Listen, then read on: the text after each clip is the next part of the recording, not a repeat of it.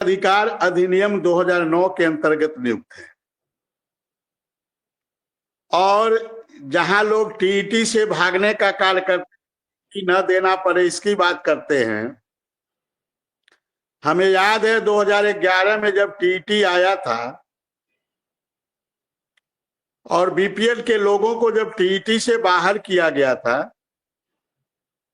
तो बीपीएल के लोग इलाहाबाद हाई कोर्ट गए थे कि हमें टीईटी देने दिया जाए, लेकिन इलाहाबाद हाई कोर्ट ने अपने निर्णय में कहा कि बीपीएड डिग्री धारकों को टीईटी देने की जरूरत नहीं है क्योंकि वो पहले से ट्रेंड है।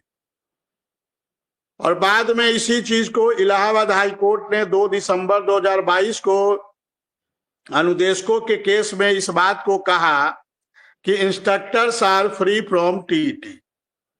मतलब उत्तर प्रदेश के जितने अनुदेशक हैं, चाहे वो खेल अनुदेशक हो, बीपीएड वाले हो, या कला के अनुदेशक हो, या कंप्यूटर के हो, कृषि विज्ञान हो, गृह विज्ञान हो, फल संरक्षण उद्यान हो, जो 6 प्रकार के अनुदेशक रखे गए वो सब टीईटी से फ्री है, टीईटी से मुक्त है। इनको टीईटी नहीं देना है। ये 2 दिसंबर 2022 को अपने आदेश में राजेश बिंदल साहब और जे मुनीर की पीठ ने इस चीज को कहा। तो उत्तर प्रदेश के और जो नई शिक्षा नीति आई उसमें भी कहा गया कि जितने भी अनुदेशक के पद हैं, जो भी, चाहे वो खेल के हो, चाहे कला के हो, कंप्यूटर के हो, कृषि विज्ञान के हो, फल संरक्षण उद्यान को हो, इन सब को नियमित करने की बात कही गई है। 5.5 में इस बात का जिक्र है नई शिक्षा नीति में कि इन सब को नियमित करने, और 10 साल का अनुभव है।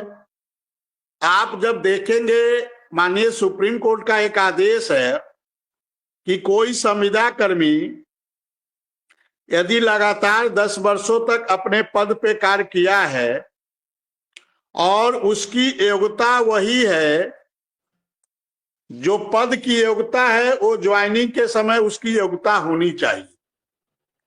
और इन सब सारी चीजों को उत्तर प्रदेश का अनुदेशक फुलफिल कर रहा है।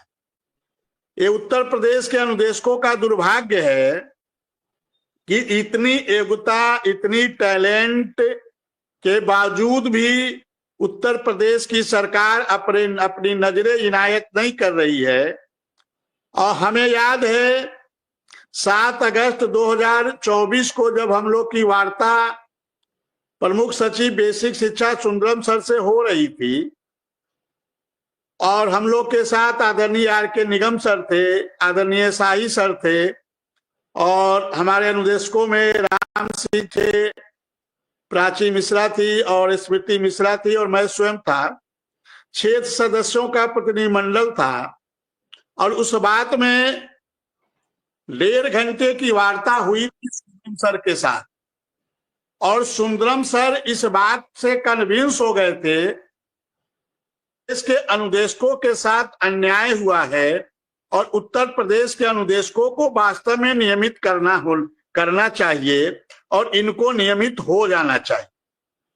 ये मैं बड़ी जिम्मेदारी पूर्वक इस बात को कह रहा हूं।